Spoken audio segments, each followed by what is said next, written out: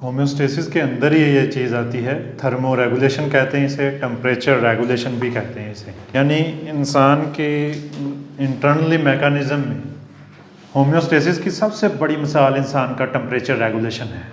One of the most important examples of homeostasis is the regulation of body temperature.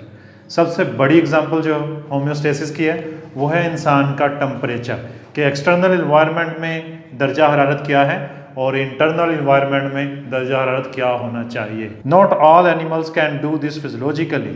सारे जानदार या जानवर ऐसा नहीं कर पाते कि वो अपने इंटरनल मैकेनिज्म को मेंटेन कर सकें अपने एक्सटर्नल इन्वायरमेंट के साथ। Animals that maintain a fairly constant body temperature, ऐसे जानदार या जानवर जो एक कांस्टेंट टेम्परेचर मेंटेन रखते हैं अपनी बॉडी का, जैसे कि बर्ड्स हैं या मैमल्स हैं, आर कॉल्ड एंडोथर्म्स।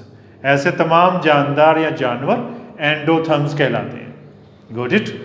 कौन से जानवर या जानदार जो अपनी बॉडी के इंटरनल टेम्परेचर को मेंटेन करने की सलाहियत रखते हैं। N animal that is capable of the internal generation of heat, एक ऐसा जानदार या जानवर जो अपने इंटरनली अपनी हीट को जनरेट करने के काबिल हो।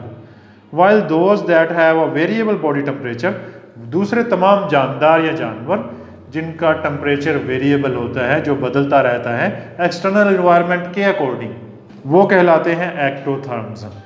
N animal that is dependent on external sources of body heat, ऐसे तमाम जानवर या जानदार जो सूरज की रोशनी के या बाहर की रोशनी के मोहताज होते हैं अपने टेम्परेचर को रेगुलेट करने में। यानी कि जैसा बाहर का एनवायरनमेंट होगा, अंदर का एनवायरनमेंट भी उनका वैसा ही होगा।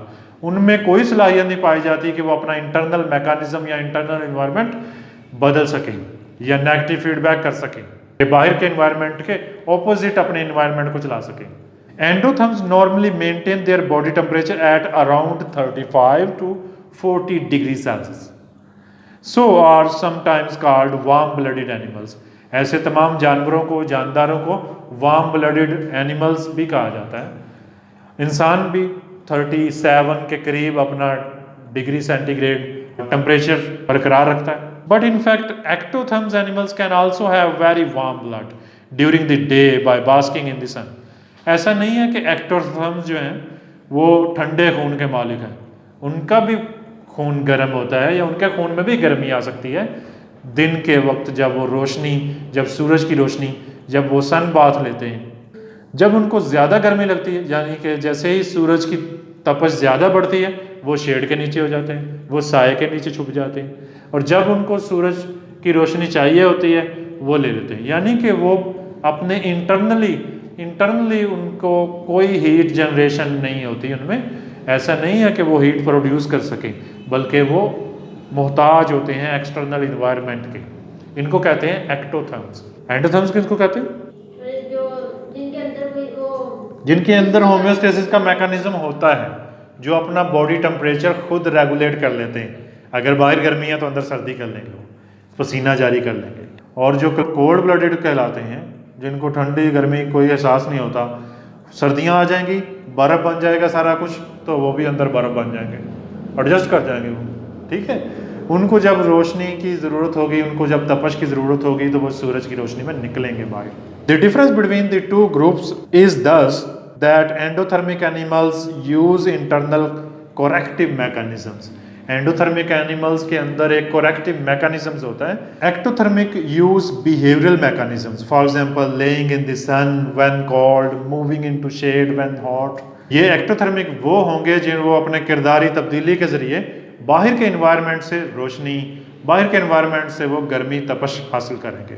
जब उनको रोशनी की गर्मी की ज़रूरत होगी तो वो सूरज की रोशनी में आ जाएंगे, और जब उनको सूरज की रोशनी की ज़रूरत नहीं होगी तो वो साए में चले जाएंगे। In humans body temperature is controlled by the thermoregulatory centre in the hypothalamus. Brain का एक पार्ट है जिसे हाइपोथैलेमस कहते हैं, जिसके ज़रिए होम्योस्टेसिस का अमल वकूफ़ पज़ीर होता है। It receives inputs from 2 sets of थर्मोरिसेप्टर्स। हमारा हाइपोथैलेमस 2 तरह के रिसेप्टर्स से इंफॉर्मेशन गेन करेगा। Receptors in the hypothalamus itself monitor the temperature of the blood as it passes through the brain, the core temperature।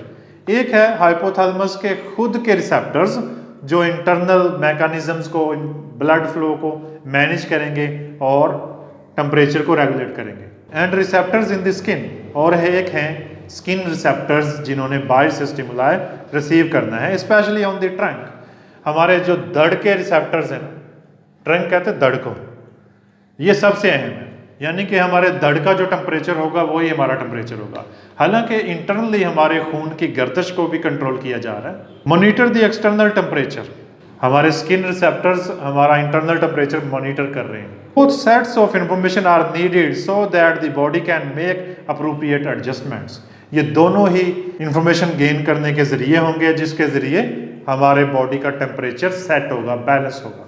Endothermic वो होते हैं जिनके अंदर एक मैकेनिज्म अल्लाह ताला ने लगाया हुआ जिसके ज़रिए वो अपना इंटरनल टेम्परेचर कंट्रोल कर लेते हैं। इंसान भी उनमें से शामिल है। इनको वार्म ब्लडेड भी कहते हैं। और एक्टोथर्मिक वो तमाम एनिमल्स या जानदार हैं जो सूरज के मोहताज होते हैं, जो एक्सटर्नल इन्वायरमेंट के मोहताज होते हैं, जिनके अंदर खुद का कोई ऐसा निज़ाम मौजूद नहीं होता कि वो अपने बॉडी को, टेम्परेचर को कंट्रोल कर सके।